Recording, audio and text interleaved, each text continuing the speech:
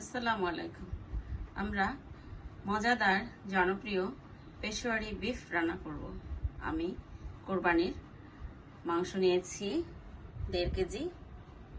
আর এই যে মশলা, আস্ত রসুন, আস্ত পেঁয়াজ, আদা কুচি, লেবু স্লাইস, কাঁচামরিচ, আলু, টমেটো, গোলমরিচ আর হচ্ছে ঘি।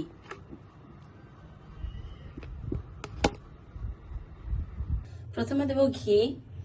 ঘি দিয়ে তারপরে আমরা গোস এবং সব মশলা দিয়ে দেব। ঘি দিলাম 3 টেবিল চামচ। এরপর গোস দিয়ে এক এক করে সব মশলা দিয়ে নেব।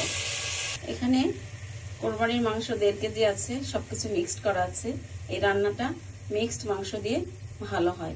এখানে হাড় আছে, মাংস আছে, কলিজা আছে, গরুর সব জায়গার মাংসই আছে।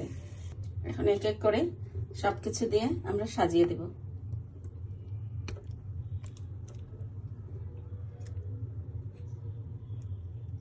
যে এক এক করে সব দিয়েছি, সব আস্ত মশলা সবকিছু দিয়েছি, লবণ দিয়েছি। এখন আরেকটু ঘি দিয়ে চুলা বন্ধ করে আমরা এটা চুলায় রেখে দেবো প্রায় মৃদু আছে, প্রায় 1 ঘন্টা। একদম সফট হয়ে যাবে 1 ঘন্টা পরে। সব আস্তা মশলা, এখানে কোনো গুঁড়া মশলা নেই, বাটা মশলা নেই। যে আরেকটু ঘি দিয়ে চুলায় তাপ বাড়িয়ে রান্না করব। যে চুলা বন্ধ করে দিচ্ছি, ফিরে আসবো 1 ঘন্টা পরে। কিন্তু কোনো পানি দেয়নি, মাংস থেকে পানি বের হবে, সেই পানিতেই আস্তে আস্তে মাংসটা সিদ্ধ হবে। তৈরি হয়ে গেছে আমার পেশোয়ারি বিফ। এখন খুলে দেখবো।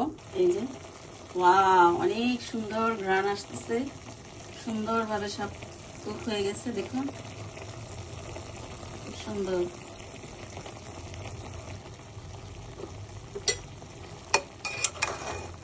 সুন্দরভাবে সিদ্ধ হয়ে গেছে সবকিছু। দেখুন কি সুন্দর পেশোয়ারি বিফ, অনেক সুন্দর সুন্দর ঘ্রাণ আসতেছে। খুব মজার পেশোয়ারি বিফ, সেই টেস্ট।